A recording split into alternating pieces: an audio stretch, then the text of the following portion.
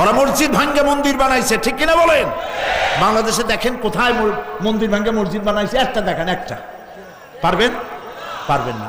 47 থেকে 2003 সনের আজকে 30 জানুয়ারি 2003-এর 30 জানুয়ারি পর্যন্ত আপনারা বলেন বাংলাদেশে কোনো সাম্প্রদায়িক দাঙ্গা হয়েছে?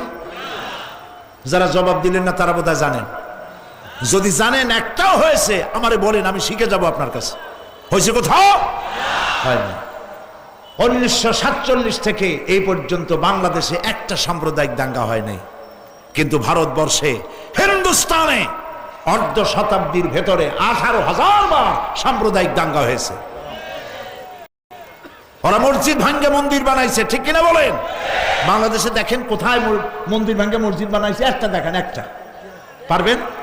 পারবেন। আমরা মন্দির ভাঙ্গে মসজিদ বানাইনি, তারা বানাইছে। এগুলি হলো ধর্মনিরপেক্ষ মতবাদের আসর। এই সেদিনও ভারতের আহমেদাবাদের রাজধানী, গুজরাটের রাজধানী আহমেদাবাদে হাজার হাজার মুসলমানদেরকে তারা হত্যা করেছে, করে নাই? মুসলমানদেরকে হত্যা করেছে, তাদের জমি জমা শেষ করেছে। আজ হাজার হাজার মুসলমান ভারত আর বাংলাদেশের নো ম্যানস ল্যান্ডের কাছে এনে বাংলা ভাষায় কথা বলে। অপরাধ তাদের এই 60-70 বছরের বছর সেখানকার অধিবাসী, তারা অপরাধ, তারা মুসলমান। এই হাজার হাজার মুসলমানদেরকে ভারত আর বাংলাদেশের সীমান্তে এনে উন্মুক্ত আকাশের নিচে বাচ্চাগুলা মায়ের থেকে আলাদা করে নদীতে ভালাই দিতেছে। মায়েরে ছিনতাই করে নিয়ে রুমের মধ্যে নিয়ে যাচ্ছে, বাপটারে ছিনতাই করে নিয়ে যাচ্ছে, মারধর করতেছে, আর বলতেছে যে বল আমরা বাংলাদেশি, তা নাহলে গুলি করে মারবো।